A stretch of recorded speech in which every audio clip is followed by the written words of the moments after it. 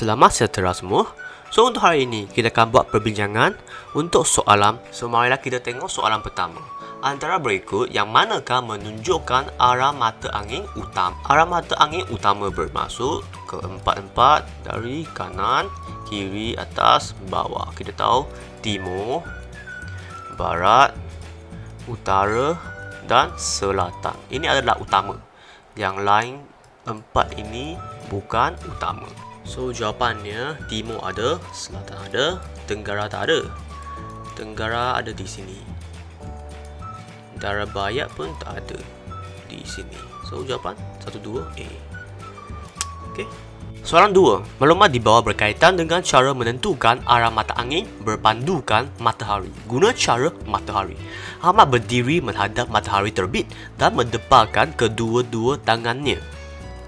Okey, yang kata kunci dia menghadap matahari terbit. So kita nak tahu matahari terbit ini mestilah timur. Okey, matahari terbit pada arah timur. So kalau macam itu, so kita boleh lukiskan gambar macam ini. So kalau dia hadap kepada timur, belakang mestilah barat. So kita pusingkan arah mata angin. So kanan adalah selatan dan utara. So jawapan adalah selatan. Soalan ketiga, apakah alatan yang digunakan untuk menentukan arah? Ini senang sahajalah, kita guna kompas. Kompas magnetik untuk menentukan arah. Soalan keempat, kombinasi manakah yang benar tentang arah dan nilai sudut? So kita boleh lukis raja macam ini. Timur adalah 90 darjah, selatan 180, barat 270 dan utara 360. So total akan ada 360. Jawapannya 1 dengan 4, B. Soalan kelima, mengapakah jarum kompas sentiasa menunjuk ke arah utara? Dia hanya menunjuk ke arah utara sahaja, kalau tiada rosak lah. So jawapannya adalah dipengaruhi oleh tarikan magnet dari kutub utara bumi. Disebabkan bumi kita adalah satu magnet yang besar. So kutub utara dia akan sentiasa menarik magnet yang menunjuk kepada dia. Soalan ke-6, raja di bawah menunjukkan kedudukan X di atas peta. So dia nak tahu sudut dia. So dalam sini kita tahu timur adalah 90 darjah. So selatan adalah 180 darjah. So dia nak cari X. So antara X mesti jawapannya mesti antara 90 dengan 180. So ini tidak, ini tidak. So mana satu? 110 ataupun 144. So kalau di tengah-tengah, kita agak-agak tahu dia 144. Ini logik. Okay? Kalau 110 dia agak di sini. So jawapannya C. Soalan ketujuh, apakah yang dimaksudkan dengan kedudukan relatif? Relatif bermaksud berhubungan. So dia mesti ada satu kata kunci adalah titik rujukan. Okay? Dia mesti ada titik rujukan. So jawapan B lah terus. Soalan 8. Antara yang berikut manakah menunjukkan ciri kedudukan relatif? So, kedudukan relatif menggunakan kedudukan lajur dan baris. Ini dah salah. Menentukan arah dengan tepat. Ini pun bukan. Ini kurang tepat juga. Mengambil kira kedudukan di hadapan, belakang, kiri dan kanan. Ya, betul. Sebab dia ada hadapan, belakang, kiri dan kanan. So, ini betul. Kedudukan ditentukan dengan merujuk kepada titik rujukan. Kalau ada kedudukan relatif, mesti ada titik rujukan. So, jawapannya 3 dan 4, D. Soalan ke-9. Berdasarkan pernyataan di bawah, yang manakah digunakan sebagai titik rujukan? So, kita nak cari mana satu titik rujukan. Pasaraya Metro terletak di hadapan Balai Polis. Kedai elektrik Meng terletak di kanan Balai Polis. So, sentiasa ingat, titik rujukan sentiasa berada di hujung ayat. So kalau nak tulis ayat pun sama juga. Letak titik rujukan di belakang ayat.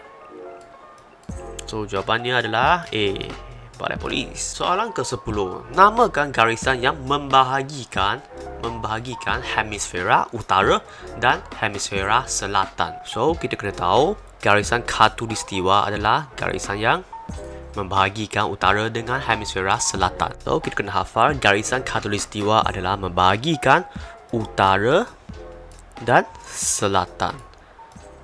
UK. Dan satu lagi, GMP, garisan meridian pangkal.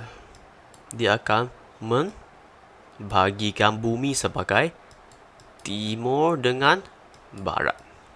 So, ini dua yang penting, kena ingat, kena hafal. Antara yang berikut, manakah ciri utama garisan longitude? So, kita tahu longitude adalah garisan yang menegak. Kalau latitude adalah garisan yang mendatar. Okey, so nilai longitude ialah 0 sampai 360. Ini salah, ini bukan. Longitude digunakan untuk mengira. Dia bukan mengira. Dia menetap kedudukan. Longitude dilukis secara menegak di atas globe. Globe di tengah ini, globe. So, ini betul. Betul. Longitude 180 timur dan 180 barat adalah pada kedudukan yang sama. Okey. Kalau ini ada bumi, dia adalah sama. 180 T dengan B. So, ini betul juga. So, jawapannya 3, 4 D. So, soalan ke-12. So, soalan ini senang saja berdasarkan raja di atas. Apakah kedudukan bandar P? So, kita nak tengok bandar P. So, kita tengok yang latitude dulu. So, latitude adalah 75. Tengok latitude punya. Lepas tu kita tengok yang longitude. Longitude adalah 15. So, ni crossover. Okay. 75, 15. Susunan ini kena betul. 75 dulu, baru 15. Okey, D. Soalan 13. Antara berikut yang manakah ciri peta lakar yang lengkap?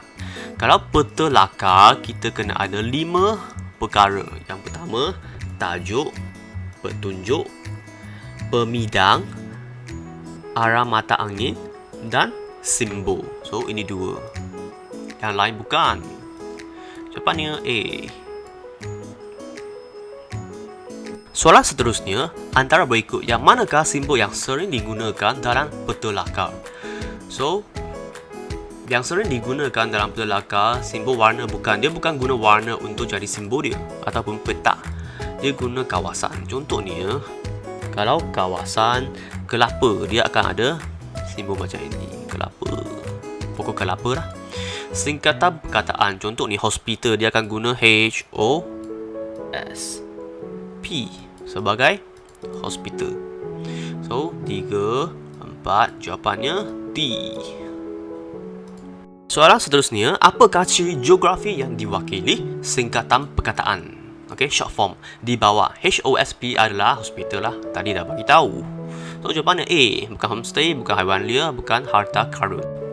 Antara yang berikut, manakah mewakili ciri pandang darat budaya? Kita kena tahu, kalau darat budaya bermaksud ciri-ciri buatan manusia. Okay? Made by human. Kalau pandang darat fizikal adalah ciri-ciri semula jadi. Okay? Natural punya. So, darat budaya bermaksud orang yang buat. Bukan semula jadi. So, kalau bentuk muka bumi dia bukan. Sebab dia fizikal. Perlombongan dibuat dari manusia. Aktiviti ekonomi. Okay? Manusia juga.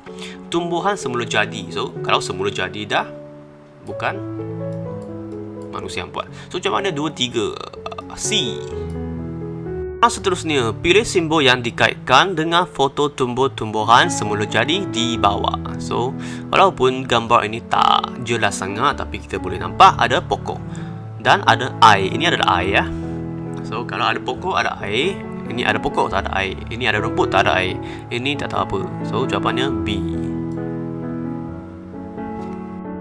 Soalan 18, pilih simbol yang dikaitkan dengan foto rumah ibadat di bawah. So, kita boleh nampak gambar ini, dia telah menunjukkan masjid. Kalau masjid, dia adalah bulan. So, jawapannya D. Soalan seterusnya, maklumat berikut berdasarkan negeri di Malaysia. Negeri yang paling kecil di Malaysia dan bersempadan dengan Thailand. So, jawapannya Perlis. Okay? Paling kecil adalah Perlis. Kalau paling besar adalah negeri Sarawak.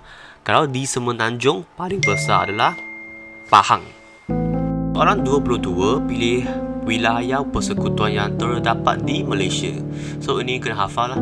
Wilayah persekutuan KL, Kuala Lumpur dengan wilayah persekutuan Putrajaya. Ini 2. Ini dua saja. So jawapannya A, 1 dan 2. Soalan 23. Kombinasi yang manakah benar tentang negeri dan ibu negeri berikut? So hari itu cikgu suruh hafalkan. So untuk Perak adalah Ipoh. So ini betul.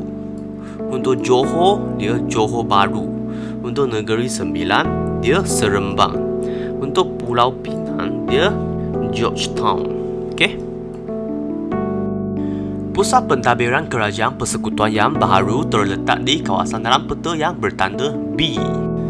Soalan seterusnya, antara berikut yang manakah terdiri daripada sistem fizikal bumi? Okey. Sistem fizikal bumi so adalah litosfera, atmosfera, hidrosfera dan biosfera. Ini kedua adalah lapisan dalam atmosfer. Okey, so jawapannya A. Seterusnya, maklumat di bawah dikaitkan dengan benua. Benua terbesar di dunia dan keluasan kira-kira 55.8 juta kilometer persegi. So kita hanya kena tahu benua terbesar di dunia adalah benua Asia. Yang mana Malaysia pun di dalam benua Asia ini. Selain daripada ini, kalau benua yang paling kecil adalah benua Australia. Okey. Soalan 27.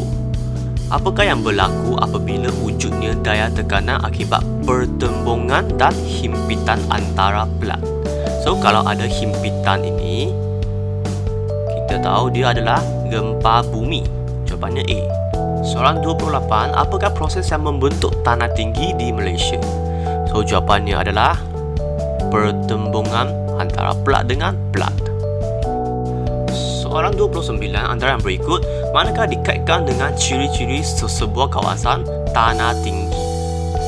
So kalau tanah tinggi, mesti ketinggiannya melebihi 180 meter. Okey? 180 meter dari aras laut. Dan dia mempunyai suhu yang rendah, bermaksud dia sejuk. Okey? Kalau dekat kawasan yang tinggi, mestilah dia sejuk. Macam Genting Highland, Cameron Highland. Depannya 1, 2. Terdapat di lembaga ini, bukan? Ini adalah tanah pamah, mempunyai suhu yang tinggi. Ini pun bukan. So, jawapannya A. Antara berikut yang manakah ciri bentuk muka bumi peringkat hilir sungai? Kita ada delta dengan tasik ladam. So jawapannya B.